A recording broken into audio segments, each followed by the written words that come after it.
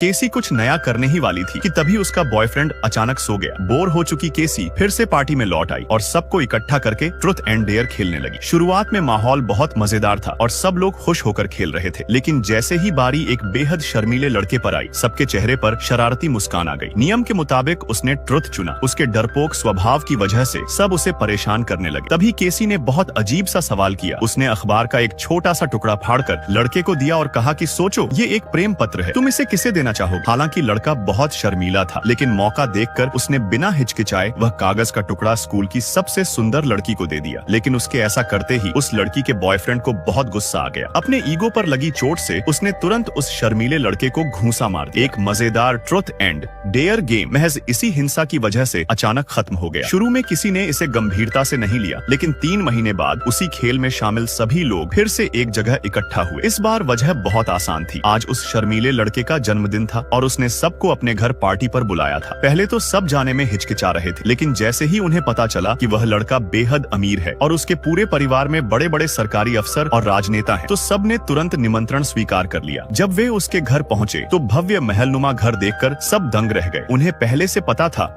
कि वह अमीर है, लेकिन इतना बड़ा घर देखकर सबकी आंखें फटी की फटी रह गई। जन्मदिन की पार्टी में शामिल लोग थे खेल की आयोजक केसी, उसका बॉयफ्रेंड चार्ली, स्कूल की सुंदरी दामेई, उसका एक्स बॉयफ्रेंड जुआन माओ और माहौल को मजेदार बनाने वाला मार्क।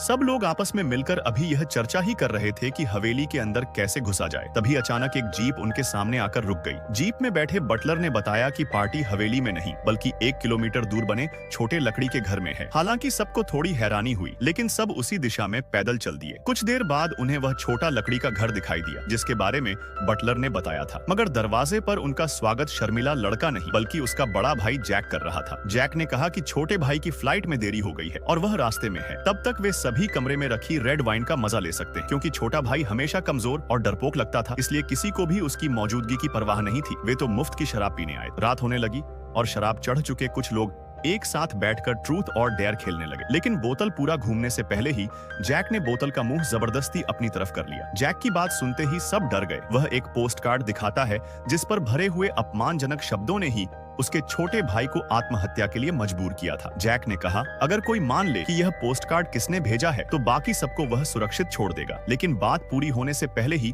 सभी भागने की कोशिश करने लगे। फौज में रह चुका जैक तुरंत कर्ली को गिरा देता है और कैसी पीछे से हमला करने की कोशिश करती है तो उसे भी एक थप्पड़ में गिरा देता है। इसके बाद जैक बंदूक निकालकर चार्ली की टांग में गोली मार देता है ताकि सबको समझ में आ जाए कि वह मजाक नहीं कर रहा। फिर वह मार्क से कहता है कि बाकियों को कुर्सी पर बांध दे और उनके मोबाइल लॉकर में रख दे। अब वह सबसे खतरनाक ट्रुथ और डेयर का खेल शुरू करेगा और यहाँ से बचने का एकमात्र तरीका है बताना कि पोस्ट कार्ड किसने भेजा, जो कि कोई भी सच नहीं बोलता। जैक बोतल घुमाता है और बोतल का मुंह कर्ली की तरफ रुकता है। जैक एक एक टेबल खींच के लाता है। वह लड़की को जमीन पर लिटाकर उसके मुंह में एक पाइप डालता है और पाइप के दूसरे सिरे पर 2 बड़ी कांच की बोतल में अलग अलग तरल भरे हैं, एक तरफ पानी और दूसरी तरफ तेजाब। कौन सा तरल लड़की के पेट में जाएगा यह फैसला कर्ली को करना है। गलत चुनने पर लड़की वहीं तड़प कर मर जाएगी। कर्ली डर के मारे एक तरफ चुन लेता है और किस्मत से वह पानी वाला घड़ा निकलता है जिससे लड़की बच जाती है। खेल फिर शुरू होता है। बोतल कैसी पर रुकती है। कैसी सोचती है कि सच चुनकर वह बच जाएगी, लेकिन जैक उसे फिर अपने शब्द जाल में फंसा देता है। कैसी मजबूरी में कर्ली के लिए वही खतरनाक खेल चुनती है। जैक फिर बोतलों की जगह बदल देता है। इस बार कैसी वही बायां घड़ा चुनता है जिसमें अब तेजाब था। तेजाब पेट में जाते ही कर्ली खून उगलता है और मर जाता है। सब लोग डर के मारे चुप हो जाते हैं। इसी दौरान उनके शोर से पास का एक पड़ोसी बाहर आ जाता है। जैक और मार्क बाहर जाकर उसे भगाने की कोशिश करते हैं, लेकिन अंत में जैक मार्क को मजबूर करता है कि वह पड़ोसी को गोली मार। फिर वह मार्क से कहता है, अब वे दोनों एक ही नाव में सवार हैं, बस आज्ञाकारी रहो, वह उसे बचा ले। जब वे लौटते हैं तो पाते हैं कि एक लड़की रस्सी खोलकर भाग गई है। जैक तुरंत उसके पीछे निकलता है और मार्क को बाकी 2 लोगों को देखने के लिए छोड़ देता है। लड़की भागते भागते हवेली के गेट तक पहुंच जाती है। वह अंदर घुसकर छिपने की जगह खोजने लगती है। अनजाने में वह एक रोशनी वाले कमरे में चली जाती है और वहां देखकर हैरान रह जाती है। जैक का छोटा भाई मरा नहीं था, वह बिस्तर पर कोमा में पड़ा है और बगल में कैमरों से सबको देख रहा था। जब उसने आत्महत्या की कोशिश की थी तब बटलर ने उसे बचा लिया था, लेकिन दिमाग में ऑक्सीजन की कमी से वह बेहोश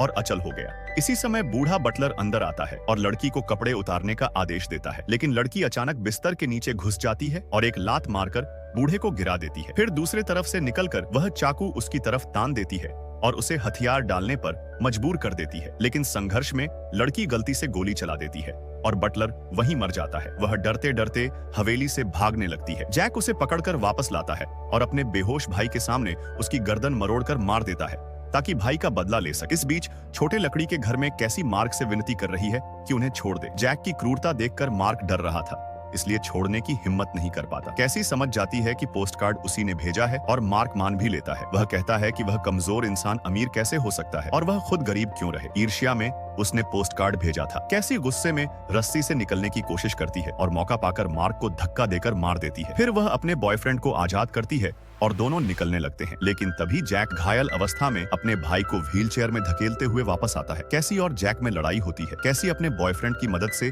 पास रखी तेजाब की बोतल जैक के चेहरे पर फोड़ देती। जैक लगभग खत्म हो जाता है। शॉकिंग सच बताती है। फिर कैसी एक जैक के भाई को अपमानित किए जाने के बाद वही कैसी उसे ऊपर कमरे में ले गई थी और दोनों ने कुछ गलत हरकतें भी की थी। कैसी ने यह सब करते वक्त वीडियो रिकॉर्ड कर लिया था और जैक के छोटे भाई को पैसों के लिए ब्लैकमेल कर रही थी। अपमान से टूटकर ही उसने आत्महत्या की कोशिश की थी। सब बताने के बाद कैसी जैक के भाई के हाथ में एक ग्रेनेड रखकर कहती है कि फैसला करो, अपमान के साथ जीना है या एक झटके में मर जाना है। कैसी बाहर निकलकर वहां से गाड़ी में भाग जाती है। उधर छोटा भाई ग्रेनेड की पिन खींच देता है। जोरदार धमाके में दोनों भाई मारे जाते हैं और असली गुनहगार कैसी जिंदा बचकर भाग जाती है। फिल्म यहीं समाप्त होती है।